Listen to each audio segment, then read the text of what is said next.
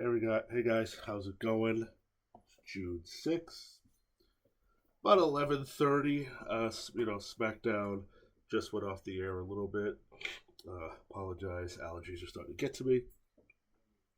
SmackDown just went off the air. We're on the eve of Money in the Bank 2025. It's so hard to believe it's 2025. What was the first Money in the Bank? It was at WrestleMania. That was WrestleMania 21.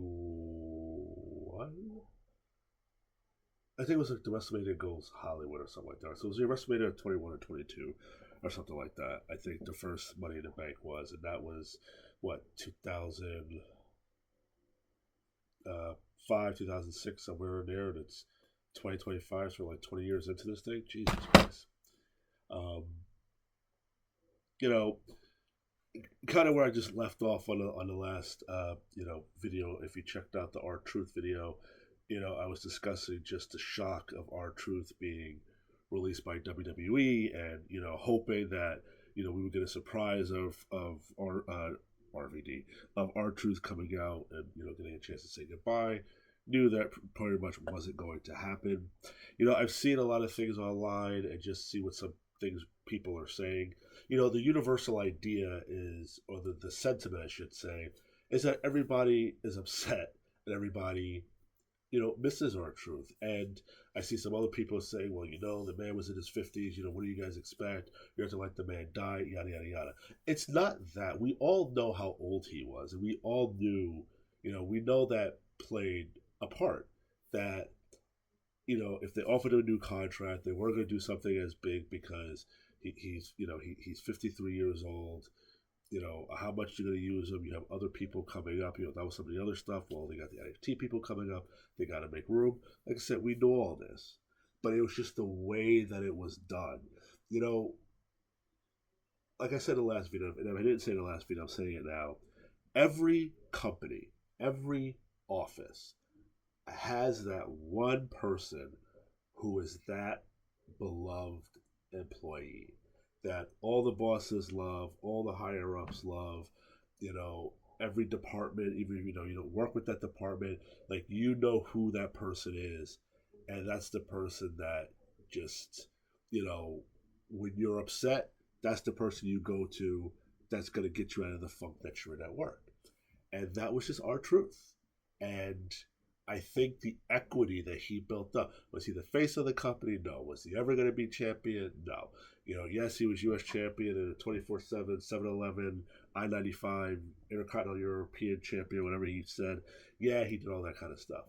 But, his legacy, yes, is the whole comedy thing. But I think the legacy is just the love and the respect that he had of his peers. And I think when you build up that kind of equity, you have earned the right, if you're going to let me go, for it to be done a different way. You just don't release me like I'm somebody who's just been working for you for 2 years or working for you for 6 months. I mean, you should be able to come out and say, listen, we're not stupid. Everybody, they have ripped this Band-Aid off. For God's sakes, there is a Netflix series showing them in the writers' room, all this stuff, which I think is a really stupid idea to do that. But leave some suspense for us, give us some reason to suspend disbelief. But you have ripped this cover up, so we all know that there's contracts, all that kind of stuff. It's not going to kill the business if they let the man come out and say, "Listen, we couldn't come out to an agreement. My time is done here. I love you guys. Thank you for all this time," or whatever. And, everybody could come out and say goodbye to him, similar to what they did for Ric Flair. Or if you didn't want to do sort of the Ric Flair thing, you could have had him come out and, somebody could have attacked him. Seth Rollins and his goons could have attacked him. Or if he did it on SmackDown, Solo Sikoa, you still could have wrapped it into something and he gets carried out. But I just think he had deserved to come out and just get a proper goodbye. Now, they also released Carlito. Now, I can't even remember. Did Carlito even wrestle since he's been back? He wrestled, 2 matches or something? I can't even think of one that he did. They barely used him. So for him, yeah, you can kind of just say, okay, yeah, goodbye. because you didn't do anything with him. But R-Truth was a different breed. And, he just got the short end. And as you saw on Raw, they're chanting "We Want Truth." They were much more louder with on SmackDown when Cena was in the ring today. Because, I had SmackDown on, I'm like, you know what? I don't hear them chanting for truth. I'm like, damn, they forgot about this guy that fast, but they didn't. And who's to say that, like I said, if they could hijack the show like they did for CM Punk all those years, for the last 10 years they were doing it, and those years back when they did it for Daniel Bryan, could they force the hand? It's hard because, as you can also see from these comments from like Bubba Ray and the Good Brothers, this is not the old WWE anymore. These are executives who have no attachment, no love or respect for WWE like Vince and his crew did. And like I said before in the other video, when you start getting these mergers and you start getting these different corporate people in there, it's a different animal. Look at WCW. Tony Schiavone said it a lot, and all the books that have been written, everybody's different opinions, and all the documentaries. Everybody has come to the same conclusion, or at least has mentioned this whole thing. When that AOL merger happened, you got people who thought wrestling was stupid, it was a waste of money, they're blowing through money anyway, it's not viable, it's fake, it's garbage, we can do something better. And look what happened with WCW. Am I saying that's going to happen with WWE? No, I'm not saying WWE is going to go under. But what I'm saying is you have execs who are not going to have the same feeling as Triple H feels about it. Triple H says it a lot. Seth Rollins says it a lot. I want to be able to, when I'm gone, leave this business, better than when I found it. These execs are not going to feel that way, because if they did, I don't think R-Truth would be gone. Now, we're also hearing that Triple H signed off on it. Now, at the time, we didn't know that. It seems to be pretty known now. And my whole thing is that while I'm annoyed that Triple H let that happen, you also sort of have to understand his position that, you know what? He may have to pick his battles, because he ain't dealing with Vince anymore. Triple H could be fired. Whereas he could have a spat with Vince, but would Vince really fire him? No. Maybe the same thing that happened with Shane. You piss him off so much, he decides to leave. But Triple H was never going to be fired while Vince was there. Vince is not there anymore. Different animal. Okay? Whoever's running, whoever's the top dog in this TKO thing, they can say, listen, we're done with Triple H. Get rid of him. They can fire Triple H. So Triple H, I'm not saying has to tread lightly, but again, you got to pick your battles. And while as much as R-Truth was loved, and as much as I loved R-Truth, looking at it in that prism of you got to pick your battles, you can understand why Triple H said, okay, yeah, just let him go. You can understand it.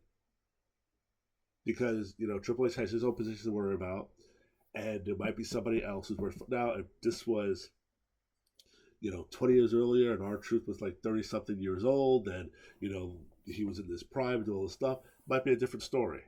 But we're not in that realm anymore. It's different. It is a different breed. And the fact that, Kevin Nash is saying it, Bubba's saying it, that is the feeling that this is just a whole new era now. And now you're starting to feel it. Because like I said before, when mergers happen, sometimes you don't feel the effects right away. Sometimes those new people, they take a step back to want to say, okay, yeah, you guys can run it for a while. Let's see how you guys do. Now it feels like the tentacles are coming in. Because now, there's rumors that The Miz is next to be let go. Which is almost hard to believe because he's been there for so long. That The Miz is on his way out. Now there's rumblings, and this is true or not, that they want to renegotiate Roman Reigns' contract because they think he makes too much money for the part-time schedule that he's on. So, where Chris Jericho was saying that everybody should thank him for them making all this money because he went to AEW, that ain't happening no more. And now it might be the opposite. Now people might want to try and go flocking back to AEW because maybe Tony Khan will pay them money now, because these corporate guys, they just care about the stock price, man. That's all they care about. Vince didn't care about the stock like that, because he knew that his business decisions and I had these people in place, the shit would go up. It's a different breed, that's a different animal. But talking about the Miz and Roman Reigns, I'll get into that another time. This video is really just talking about tomorrow night's PLE, which is Money in the Bank, and just what I think is just going to happen. It's funny. Before, it was a little bit predictable. Now it's gotten a little tougher now, so it's kind of hard to tell what's going to happen now. I mean, like for example, Laura Valkyria and Becky Lynch for the women's Intercontinental title. If Becky loses, she can't challenge for it anymore. You know, I can see Laura Valkyria winning, and if you want to get this woman over, have her beat Becky, and Becky not get the opportunity. Becky doesn't need this. Okay, will it be nice that she's Intercontinental Champion to add that accolade to her? But listen, how great was The Undertaker? He never won the Intercontinental title. He never won the United States title. How great was John Cena? All the stuff for John Cena. John Cena never won the Intercontinental Championship. Look at Sheamus. Now, you're going to put Sheamus in the same realm as John Cena? Probably not, but he's been around a long time. He has tenure. But, hell, he's not a Grand Slam champion because he's never won the Intercontinental Championship. So, does that necessarily mean that... I know it's hard to believe that John Cena is not a Grand Slam champion, but does that mean that Becky Lynch needs to win the... Not now. If this is about putting Laura Valkyria over and getting her established, let her defeat Becky Lynch. Becky Lynch is in that part of her career now. And Becky Lynch is by no means am I, basing this on age or anything like that. I mean, Becky Lynch is 38 years old, but I mean, look at her. She's in amazing shape. So when I say this, I'm not saying this because I'm saying that she's, older and on her way out. I'm not saying that. But what I'm saying is that Becky Lynch is at this point in her career where she doesn't always have to win.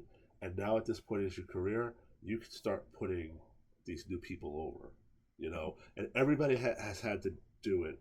Maybe with the exception of Stone Cold because he walked out, but Undertaker has done it. Triple H has done it. Primarily Triple H did it because Triple H is really the only one left who should be doing it. But Jericho, remember Jericho did it for Fandango way back when. So, Becky Lynch and Charlotte, because I was pissed that Charlotte won the Royal Rumble, but Charlotte, Becky Lynch, they're at that point of their career where they need to let these younger, and again, I'm not basing age, but fresh faces, win. Bianca's not there yet. I don't think Bianca's there yet. Yes, she seems very established, and she's held her title reigns for a long time, but I don't think Bianca is at that level yet where she could be putting people over.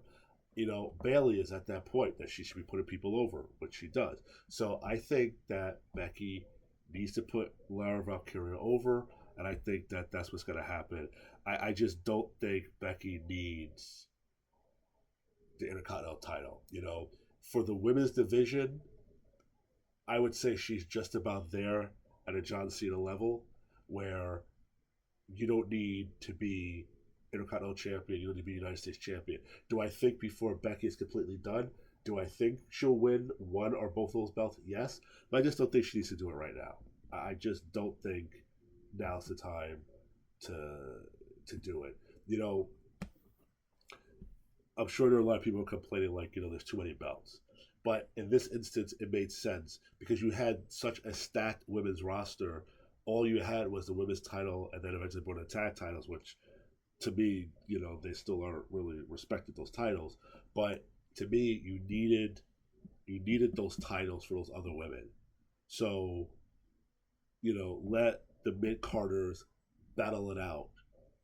And then maybe when your mid-card sort of not dries up, but you try to work in some fresh faces, that's when I say, you can pull in a Becky or a Charlotte or a Bailey, have them win it, and then you have your newcomer trying to knock them off the peg. So I think Laura Valkyria should be going over in this match. The Cody Rhodes, Jey Uso, John Cena, Logan Paul tag match. I mean, listen, you know what? Let me come back to that. The women's Money in the Bank ladder match, to me, is between Naomi. I know everybody thinks it's going to be Rhea Ripley. Rhea Ripley doesn't need this right now. I know this is her first one, but she doesn't need it. Um, I don't think it's going to be Julia either. I'm going to say it's going to be a little sleeper, and I think it's going to be Naomi, and I think it should be Naomi. But if it's not Naomi, I'm going to say Alexa Bliss. I just feel like she's like that sleeper. If she doesn't get, I don't think it's Roxanne. Roxanne is too busy doing the Judgment Day. Could I see them trying to do that with the Judgment Day? I think it's sort of better. Not that Roxanne cashes in on Liv, but she tries to now endear herself by protecting Liv from being, cashed in on. But I think it's going to be Naomi. I think it should be Naomi who wins this. And that she sort of gets her revenge on Tiffy. So I'm going with Naomi. The heel work, I think the heel work has been good for Naomi. She was very beloved. I wasn't 100% sure if she could pull it off. But she's kind of got that crazy chick vibe, to her, proceed with caution. Do I think sometimes she tries a little too hard with the acting? Yes. But overall, I would say that her heel run or heel turn is better than John Cena. I'll put it that way. For the men's Money in the Bank, I think they're really trying to point this to us that this is going to be Seth Rollins. And I think it's predictable that we think it's going to be Seth Rollins. Clearly, it's not going to be Solo Sikoa.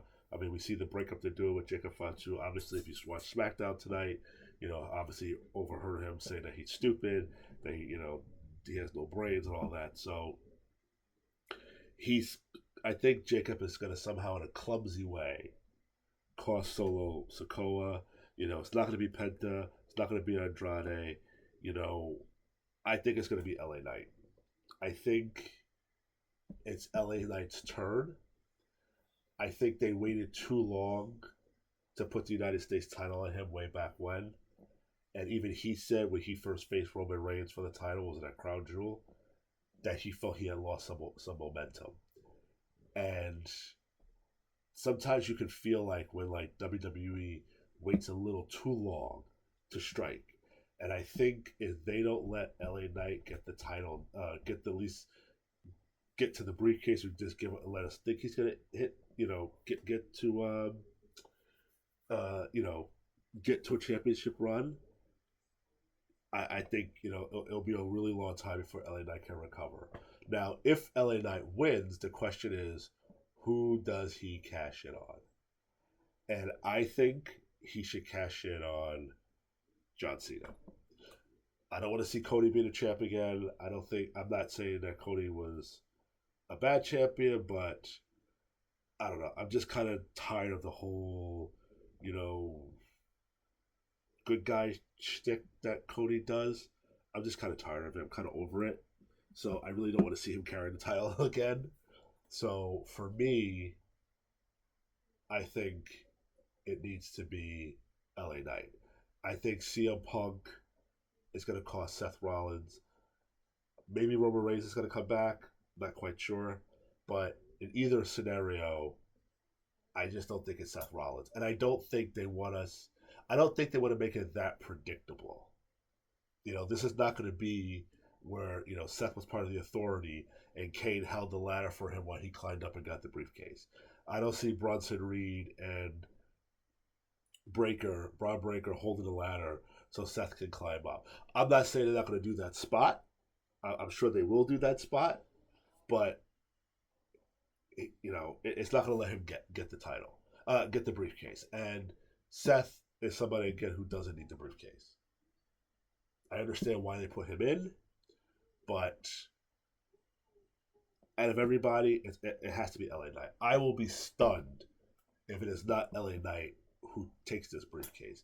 I think the iron is hot to put this on him, have him hold it towards the end of the year, and then have him cash in on John Cena.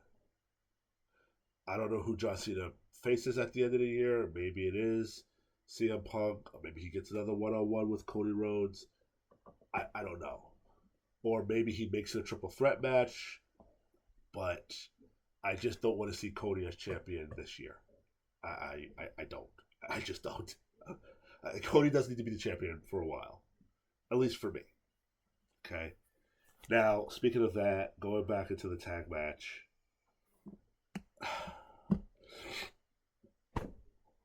I just kind of feel like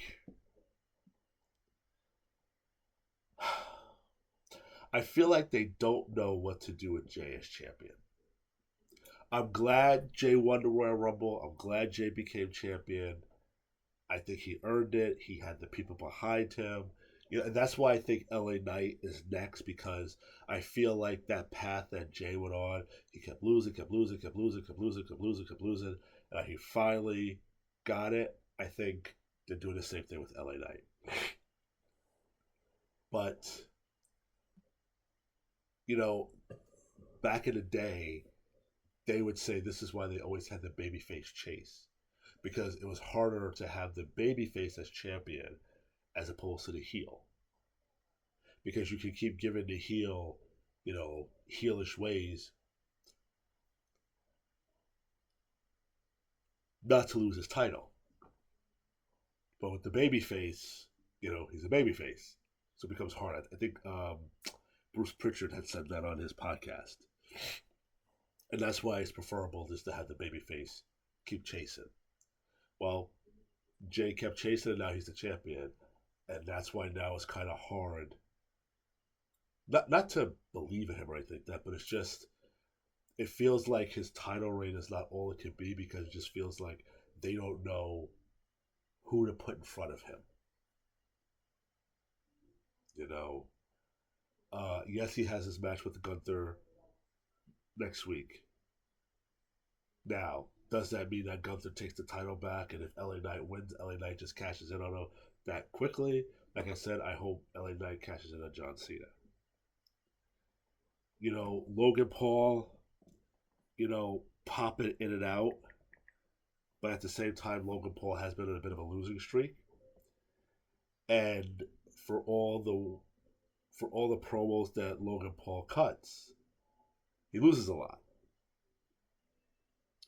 And we're getting this tease that it's going to be Logan Paul who's going to take the title from Jey Uso. Now you have John Cena, whose heel turn has been lackluster. And I think it's because it's not what we expected. I think we expected the new gear, because I believe he said he had new gear made up, he had music made up. I think we were expecting to see some form of the heel John Cena that we thought we were going to get a number of years ago. And we just pretty much have the same John Cena, but just no music. He still has the colorful outfits. He still has the wristbands. He's still holding the towel. He still has the cap. The only difference is he doesn't run to the ring, and he's not coming with any music. So for me, you know, as the old school fan, his heel run has been lackluster. Obviously, we know he's not going to be there all the time. We get that. But I just think the presentation could have been... There was more to be desired with the presentation, in my opinion. And then you have Cody, and I think Cody is sort of in the same realm that they have with Roman Reigns. Now, I know they're most likely holding Reigns off to finish his feud with Seth Rollins. But in a way, it also kind of feels like they don't know what to do with Roman. I mean, Roman just came off of a 5-year storyline with the Bloodline. And it kind of feels hard, because if you notice, Reigns just kind of disappeared. You know, he came back, Paul turned on him. They did the match, I believe, at Saturday Night's Main Event, and then it's pretty much just been CM Punk doing everything. But now, if you have Roman come back and play the hero, that makes Punk look like a punk. And I just feel like Cody now is in this web where they're not 100% sure what to do with Cody now because Cody's not champion. All right, we have him teaming up with Jey Uso. Okay, is he going to continue to feud with John Cena? Okay, I guess so. Because where else is there left for Cody to go? So I just kind of feel like we're just in this mishmash right now of they don't know where to go, and plus they're doing so many shows back to back. You got Saturday night's main event, then you have Raw, then you got SmackDown, you got the PLE. Now you're gonna have another Saturday night main event. You're gonna have King of the Ring. You're gonna have women's Evolution pay per view again. You got Night of Champions. It's like everything just seems to be so clustered together that it just kind of also makes it feel like they're just sort of throwing shit together because they got to do something for these shows. Because I don't know, just my feeling with them has just been my level of enjoyment has just been off because it just feels like not they don't know what they're doing is that I guess it's that they don't know I think where to go with some of these storylines. Because for so long everybody was just being fed to the bloodline. You know what I mean? But now the bloodline is not there not there anymore. So now it's just kind of, I mean, like, same thing with, like, Solo Sikoa. It's like, okay, after he lost on the premiere of Netflix, and he lost to Ulafala, it was like, okay, what the hell do we do with him? Because he disappeared for a while, and yeah, probably needed some time off, but at the same time, it's like, well, hell, what do we do with Solo now? So it just feels like, Jimmy Uso, like, he kind of just meandered around. And now it's like, okay, let's see if we can just get them together. We're going to get Fatu out, and I can feud with Fatu. It just seems like we're just trying to find stuff for people because everybody was so focused on that bloodline storyline, and we just knew, okay, we're going to feed it to this person. Okay, let's just get this person ready to go feed to that person. Let's get this person ready to go feed to him. He's going to feed to him, and him, I mean Roman. And now, what do we do? That's just what it kind of feels like now. There was it's like same thing with Shinsuke. When Shinsuke won the United States Championship, how many times did he defend it? Except because it's like they didn't know what to do with him. And now it kind of feels like doing AJ Styles. It's like they don't know what to do with AJ.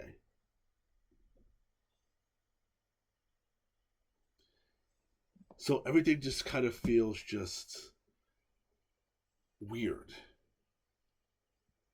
And this tag match, while I think they want this tag match to have the feeling of, what used to be a Raw or a SmackDown was like a Stone Cold and a Rock versus Triple H and Kurt Angle, back in the day. Or Stone Cold and a Rock versus Triple H and Rikishi. I mean, we were getting those on Raw and SmackDown, And now, they're throwing Cody and Jay and Logan Paul and John Cena together. I don't know. It's like I'm not feeling it. Now, listen, it calls to me because I'm almost 40 damn years old and I'm probably too old to be watching this shit. But, I've been watching, like I said, I've been watching since 1990. Well, I say 97 because I remember the most. But, I did see some stuff in 95 and 96. Back then, the illegal cable. My dad got the pay per views. I would, go to his house, and watch the stuff. But I don't know. It's just like it just feels like we're just throwing shit to the wall to see what sticks. But as you saw in SmackDown, the heels got the upper hand, and usually whoever gets the upper hand in a go-away show tends to lose the match. Honestly, I think John Cena and Logan Paul need to win. Because then that will create some doubt for Gunther and Jay on Monday. So now does that mean that Jey Uso loses the title because he helped Cody? And now do we go Cody versus Jey Uso and kind of pull Cody away from Cena a little bit until whenever they get their next round. Because remember, now we heard about the King of the Ring, and I'm glad they did this stipulation because they've done this stipulation, I think, maybe twice before. And they're right to do it. I think the first time they did it was in 2002. They're right to do it. That if you win King of the Ring, just like you win the Royal Rumble, you go to WrestleMania. If you win King of the Ring, you get the title shot at SummerSlam. So now whoever wins King of the Ring can go on and face John Cena. Now, is it possible that they end up giving us a predictable outcome and Seth Rollins wins? Does that mean that LA Knight gets King of the Ring? I think it should be the other way around. I think LA Knight needs to win this Money in the Bank, and fine. If you want to give King of the Ring to Seth Rollins, fine. Because to me, you give the King of the Ring to either Seth Rollins or you give it to Sami Zayn. Because Sami Zayn is another one who I feel is ready to get that title, the world title around his waist. So,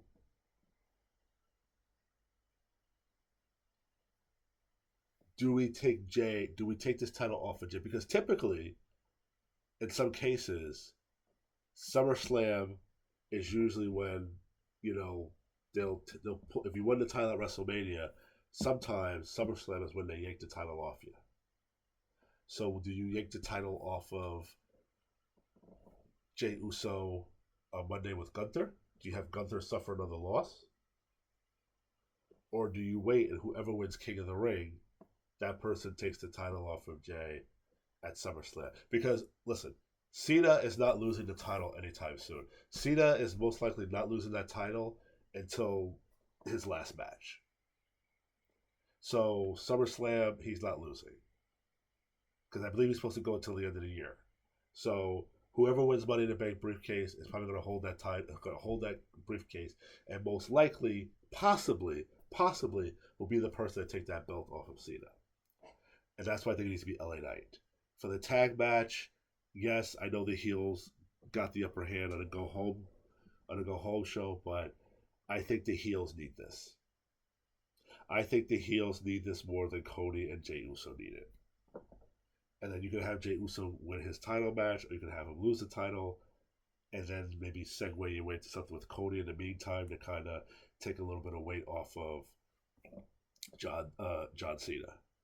Because, like I said, whoever wins King of the Ring is most likely, depending on who it is, if it's Sami Zayn and you're keeping the title in Jey Uso, I think it's going to be Sami Zayn who faces him at SummerSlam, because now you're teasing us with the Karrion Kross thing that Sami's going to turn heel. So that's why I kind of think it will be a Raw person who will win King of the Ring, because you would have LA Knight with the briefcase, and you'll either have Seth Rollins or Sami Zayn win at SummerSlam. Win King of the Ring to go to SummerSlam. I think SummerSlam is still going to somehow entail CM Punk and Roman Reigns. So I think you can still pull Seth Rollins away from the title picture. And by the way, this whole storyline with Seth and wanting to, take over and save the business, whatever, doesn't that sound a little bit like the storyline with Moxley and AEW? Does anybody else get that feeling? But I will be watching Money in the Bank, even though I have mixed feelings. But I just feel like either they made the mistake of having that storyline with the Bloodline go too long, or they need to cut back on some of these events where they could just let stuff breathe a little bit longer, because I just feel like they don't know. I mean, look at the tag team division. Okay, I mean, you have the Street Profits, you got Motor City Machine Guns, you got Pretty Deadly, you got Grayson Waller, Austin Theory, and it just feels like they're not sure what to do with that whole thing, and now they just sort of threw in the Wyatt Six to kind of help give it a little bit of a fresh coat of paint.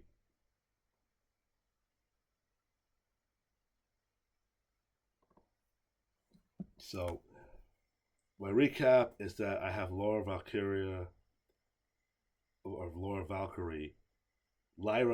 Jesus, going over Becky Lynch because I think Becky Lynch does not need the Intercontinental title at this point. I think Naomi's going to win, but I think the sleeper is Alexa Bliss. I don't think it's Roxanne Perez. I don't think it's Julia. I think, and I don't think Rhea Ripley needs it right now. I think it's Naomi. I think Naomi needs to get a run. For the men's, I'm going with LA Knight. Like I said, I think they're trying to tease us. That's going to be Seth Rollins, but I think it's LA Knight. I think the time is now to strike with LA Knight. And then for the tag match of Cody Rhodes, Jey Uso versus John Cena, Logan Paul, it probably won't happen, but I'm still going with the heels. I think the heels need to win this. I think Logan Paul has been losing a little too much, and I think he needs this. I think he needs this little boost because we're getting the tease with Jey Uso. What I do like of what they're doing is how they do have these people going after Jey. You have Gunther in his face. Now we're getting Seth Rollins a little. You got Seth Rollins. You're getting Sami Zayn a little bit, but now you also sort of have Logan Paul mixed in there as well. How is that all going to get navigated? I don't know. I think that's what they need to straighten out, and maybe that's why things seem so blah, because they're trying to figure out how to navigate that, and sometimes you're just going to give us some filler until they can get to the actual plan. But I think, at least for anything, Logan Paul needs to win. So that's it for my preview for this. I hope I didn't ramble too much. Because my allergies, and I did take a little bit of medicine, so I'm a little loopy. So I apologize if I ramble a little bit too much. I'll be back with my reaction to Money in the Bank when it's over. Enjoy Money in the Bank tomorrow.